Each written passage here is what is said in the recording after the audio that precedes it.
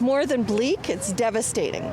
I'm a nurse for 40 years. I've never seen anything like this. We hear stories from the medical front lines, nurses gathering with a message for the government and for you. We're done asking.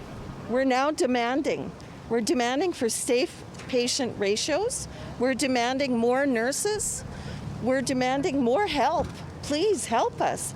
Get your vaccination. Wear your mask. Decorating cars, part of a national day of action for nurses. While protesters in other provinces are taking on federal election issues, nurses in Alberta want to talk about the provincial pandemic response and contract negotiations. We're done asking for things like rest. We're done asking for safe staffing. We're done asking for respect. Hoping nurses on shift see the support.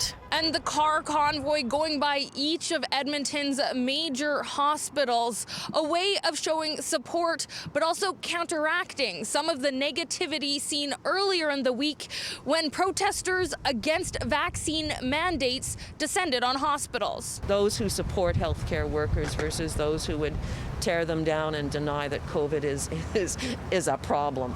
United Nurses saying while they would prefer the vaccine mandates to come from the chief medical officer rather than their employer, they are encouraging everyone to get the vaccine. When you see those numbers every night on the news, those are real people. For Pauline Worsfold, who works in a recovery unit, you should hear the stories.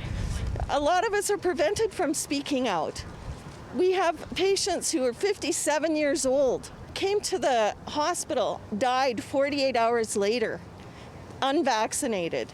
Her 34-year-old daughter came within a week, unvaccinated. Saying hospitals are still there for emergencies, but the exhaustion is real. And we're not the front line anymore. The public is the front line now. And it's up to you, each and every one of you out there, to do your part. In Edmonton, Carly Robinson, City News.